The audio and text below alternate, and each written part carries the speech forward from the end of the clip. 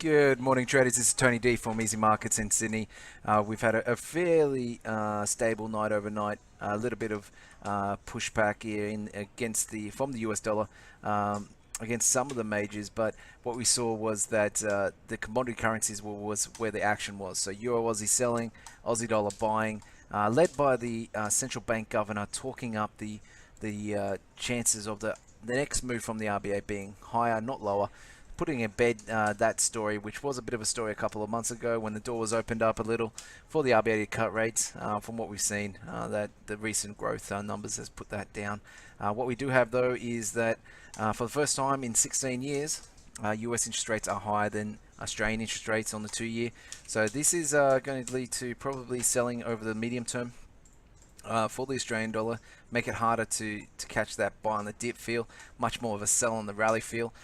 But in the short term, the commodity currency is doing quite well. Copper was very strong overnight, and just broadly, oil was as well. So Canadian dollar, New Zealand dollar, and Australian dollar had good days. Which it's been a while since they've had a rally, so the short squeeze was really how you characterize this, not really a big structural change or something that's changed for the medium term, just more of a short squeeze, 1 or 2 days rally is always happening in the market, but we've seen to have found resistance towards the 76 level, so we'll see how it pans out today. Some construction data came out this morning that was quite strong for the Australian dollar, yet the market is struggling to hold the gain. So the sell on the rally, this is the first decent rally we've had. If you haven't been selling the Australian dollar, you should be looking at the market at the moment. In terms of what else is moving, Bitcoin, another day, another fresh all-time high. Was volatile though, did have a dip, and then another rally. So dip back from 8,300 down below 8,000 briefly, but we are back above the figure.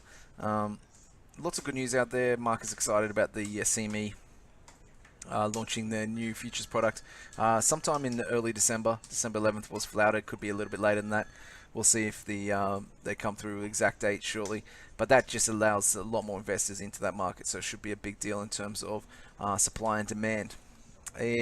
What we also have going on in the market at the moment, looking forward, you have to keep an eye on the pound.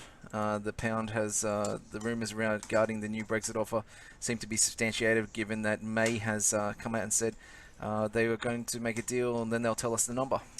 Probably that's the sort of thing you do when you raise your number quite high. You don't tell the public the bigger number beforehand.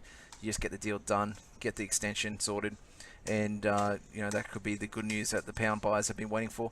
It's definitely buy the dip feel here.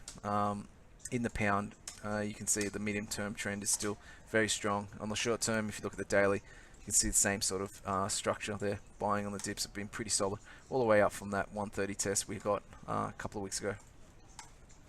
Alright guys, if you have any questions, please come through to the dealing room on the numbers below. If you're not a member of the active traders group at easyMarkets, you can click on the link there, join up an account, get assigned a dealer like myself or Russell Seneford to assist you with your trading.